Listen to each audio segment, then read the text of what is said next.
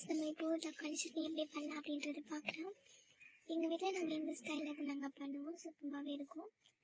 வாங்க எப்படி செய்யுது அப்படின்றது பார்க்கலாம். அடுப்பு ஆன் பண்ணிக்கலாம். பேன் எடுத்து வச்சுட்டு ஆயில் அப்ளை பண்ணிக்கலாம். நான் கருப்பு உளுந்து தான் ஆட் பண்ணியிருக்கேன். என்கிட்ட கருப்பு உளுந்து தான் இருக்குது. நீங்கள் வெள்ளை கலரில் இருந்ததுன்னா உளுந்து நீங்கள் அதை ஆட் பண்ணிக்கலாம். கொஞ்சமாக கடுகு, அப்புறமா காஞ்ச மிளகாய் ஆட் பண்ணியிருக்கேன். அப்புறமா கருவேப்பிலை ஆட் பண்ணிக்கிறேன். எல்லாமே ஆட் பண்ணிவிட்டு லோ ஃப்ளேமில் வச்சு நல்லா ஃப்ரை பண்ணிக்கலாம். அதுக்கப்புறமா கட் பண்ணி வச்சுருக்க ஆனியன் கொஞ்சமாக ஆட் பண்ணிவிட்டு நல்லாவே வதக்கி விட்டுக்கோங்க. அதுக்கப்புறமா தக்காளி ஆட் பண்ணிக்கிறேன். ரெண்டுமே நல்லா மீடியம் ஃப்ளேம்லேயே வச்சு குக் பண்ணுங்கள். கொஞ்சமாக சால்ட் ஆட் பண்ணிக்கிறேன், தேவையான அளவு. ஆட் பண்ணிட்டேன். நல்லாவே மிக்ஸ் பண்ணி விட்டுக்கலாம்.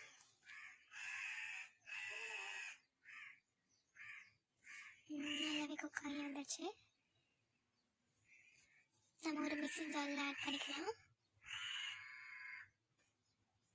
அப்புறமா ஒரு 4 பல் பூண்டு ஆட் பண்ணியிருக்கேன். இதை வந்துட்டு நம்ம வதக்கி ஆட் பண்ணக்கூடாது, பச்சை ஆட் பண்ணோம். அதோட ஃப்ளேவர் சூப்பராக இருக்கும்.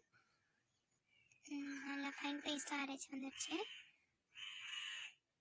டேஸ்டியான தக்காளி சட்னி ரெடி. இது நீங்கள் தோசை, இட்லி, கொல்லி பணியாரம் இது கூட வச்சு சாப்பிட்டீங்கன்னா ரொம்பவே டேஸ்ட்டாக இருக்கும். நீங்களும் செஞ்சு பார்த்து எப்படி இருக்குது அப்படின்றத கமெண்ட் பண்ணுங்கள்.